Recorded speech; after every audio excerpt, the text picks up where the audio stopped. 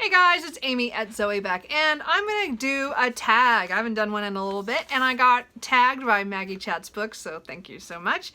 This is the Finally Fall book tag. It was created by Alina at Tall Tales.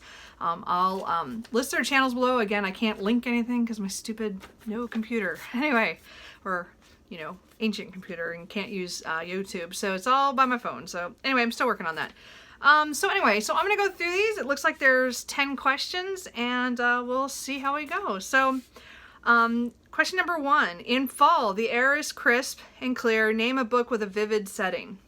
So this is a book I just read this month, but when I read it, the setting was just phenomenal. Like, I was right there and I was creeped out right from the beginning on that. And that was Carmilla by, how do you say his name? J. Sheridan LaFoon? I don't know how to say his name, sorry. But I really enjoyed this. Again, this is a Victorian vampire novel written before Bram Stoker's Dracula. I found this very interesting, and the setting itself was just great. And of course, I cannot remember what European country, or if we really knew which one they were in, but it was like, it was so eerie and creepy, the landscape, and I just felt it right away. So that's the one I'm going to pick for that. Question number 2, sorry, I have it written out on paper so I can, is nature is beautiful but also dying. Name a book that is beautifully written but also deals with a heavy topic like loss or grief.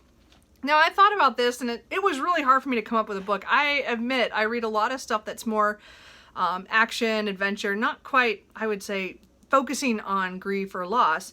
But I did read The Clay Girl by Heather Tucker this year, which deals with other very serious issues, like as in abuse, sexual abuse and stuff. And I really enjoyed this book. I mean, and it was gorgeously written to me, and I really love the story of Ari and her journey from 8 years old to 16. So I really enjoyed this book. Anyway, so I'm gonna go with that. Why do I keep saying that? I don't know.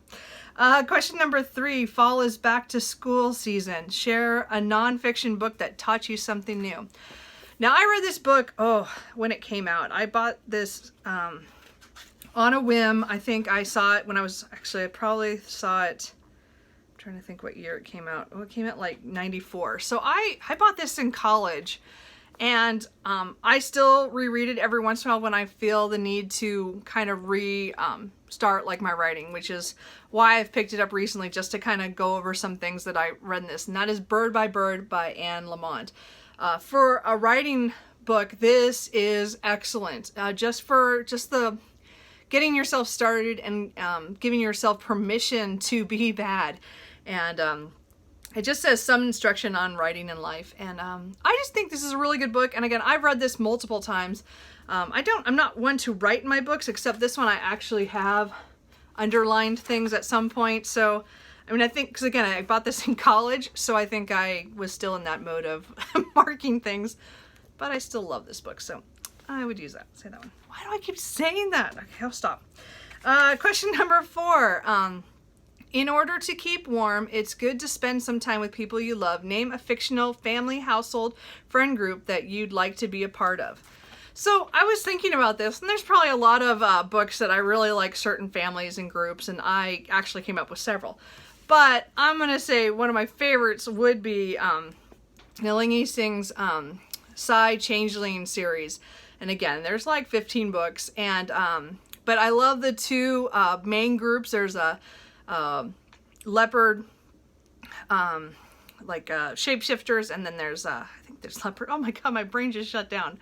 Well, they're cats. Anyway, so they're cats, shapeshifters, and then there's wolves. So I just like those groups, and of course the world is huge and expanding, and again, the size are the psychics. But what I like is the way the family's built from each book on. It just kind of compounds, and everybody knows everybody by the end. I just love those. And I want to be there, even though it's really scary and dangerous, but I want to be hanging out with those people. Number 5, the colorful leaves are piling up on the ground. Show us a pile of fall-colored spines.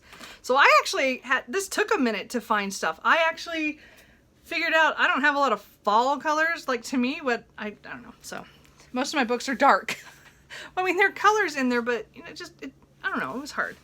So I just came up with these, just kind of a mixture of, you know, fantasy and sci-fi and classics and just all around goodness. I don't know, maybe it wasn't very good. I don't know. There you go. I don't know. It took me a minute to do that. Anyway, I don't know. Number 6, fall is the perfect time for some storytelling by the fireside. Share a book within someone is telling a story. Now, I actually was stumped by this. I know I've read books that are like people telling stories about what happened to them, and I didn't want to pick something. I mean, I almost picked Name of the Wind because that was pretty obvious. But I remembered that I'd read House of Leaves by Mark Danielowski, I think is how it said. I'm not sure. I read this when it came out, and this is intense and provocative. Just so much stuff's going on in here. And again, it has like different formats, and there's like 3 stories like built within each other. Like, I think it's 3. It's been a while since I read it. I actually was thinking about rereading this next year. I don't know. Took me forever to read it the first time. And that was probably about 20 some years. No, not that old. I guess maybe not. I'm exaggerating now. I don't know. It was over 10 years ago for sure. I'm thinking more closer to 15 at least. But that is I think that if you have not read that or tried to read that, I would try that if you want a difficult read. I really enjoyed it though. And if you want to know what CD to listen to at the same time, let me know. So number 7, the nights are getting darker. Name a dark and creepy read. And I'm going to go with The Woman in Black by Susan Hill. I am listening to this in my car right now, and I know I'm not done with it. But this is super creepy. It's like the shortest audiobook, I mean, for a lot of the ones I've bought. I mean, it's probably like 5 hours at the most. So I'm like 4 hours in. And I'm like, it's spooky. And I'm glad I'm listening to it in my car when I'm driving, because I can't like freak out in the dark. Like, I wouldn't want to listen to this at home alone. In the car is much easier. Anyway, but I would recommend that if you want to get that. Number 8. The days are getting colder. Name a short, heartwarming read that could warm up somebody's cold and rainy day. So, when I was looking for books that had to do with the families or households that I wanted to be a part of, another one that I popped up was Jennifer Ashley's series, the Mackenzie series, and The Madness of Lord Ian Mackenzie is one of my favorite books, like, of all time. This is just, for some reason, this just clicks with me. I just really enjoy this, and it's really a light, and it's cute read, but it also has some serious things in it. But it's just, I mean, because again, it's you know, the Ian is I think autistic, and but he also is suspected of killing somebody. And from a little while ago, and the cops are after him and stuff. And this is like, you know, back in, I don't remember, it's like 18 something, like 1881. So I don't know. I just really enjoy this for a historical romance. It was just really cute, and I love this whole series. So anyway, sorry, I'm just not doing very good here. All right. Number 9, fall returns every year. Name an old favorite that you'd like to return to soon. This is a book I read probably every winter. So now that it's fall, I'm starting to think about when am I going to pick it up. And this is The India Fan by Victoria Holt. Now, this is a horrible cover, and it's really old and crappy because it is a used book. I bought this back in my teens.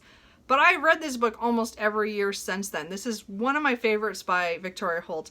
And again, this is historical fiction.